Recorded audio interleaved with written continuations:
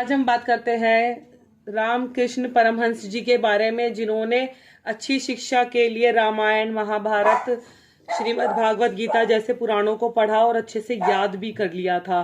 तारीख के अनुसार उनका जन्म 18 फरवरी 1936 में हुआ था। बंगाल के एक प्रांत में कामारपुकुर गांव में हुआ था। उनका बचपन का नाम था गदाधर चट्टोपाध्याय। पिता का नाम खुदीराम था और माता चंद्रमणि देवी था। रामकृष्ण परमहंस भारत के महान संत और विचारक थे। उन्होंने अपने जीवन काल में सभी धर्मों की एकता पर जोर दिया था। वे मानवता के पुजारी थे। हिंदू, इस्लाम और ईसाई आदि सभी धर्मों पर उनकी एक समान श्रद्धा थी। ऐसा इसलिए कहा जाता है क्योंकि उन्होंने बारी बारी सबकी साधना करके एक ही परम सत्य को साक्षात्कार किया था। देन उन्होंने जीवन में स्कूल के सभी दर्शन नहीं किए थे। उन्होंने कभी जीवन में स्कूल के दर्शन नहीं किए थे, लेकिन उन्हें ना तो अंग्रेजी आती थी, ना ही वे संस्कृत के जानकार थे। वे सिर्फ और सिर्फ महाकाली के भक्त थे। उनकी सारी पूंजी महाकाली का नाम स्मरण मात्र था। अपने बचपन में ही उन्होंने विश्वास था कि भगवान के दर्शन हो सकते हैं, अतः भगवान प्राप्ति के लिए उन्हें कठोर साधना और भक्ति की, और उनका बहुत ही ज्यादा सादगीपूर्ण जीवन था।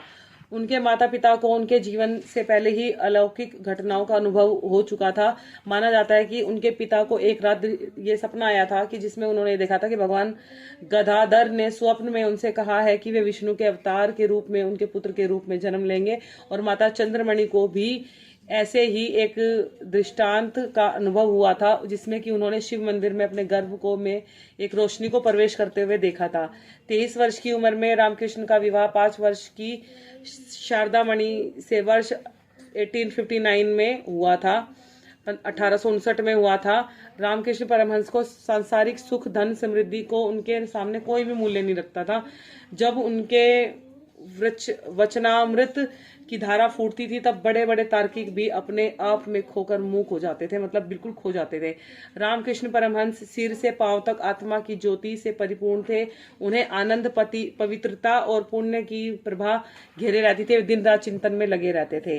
भारत के प्राचीन ऋषि मुनि, महावीर और बुद्ध की वचनामृत जैसे ही रामकृष्ण परमहंस की शैली थी, जो परंपरा से भारतीय संतों के उपदेश की पद्धति रही थी। रामकृष्ण परमहंस अपने उपदेशों में तर्कों का सहारा कम लेते थे, और जो कुछ समझाना होता था वे उसे उपमा व उदाहरणों के द्वारा समझाते थे।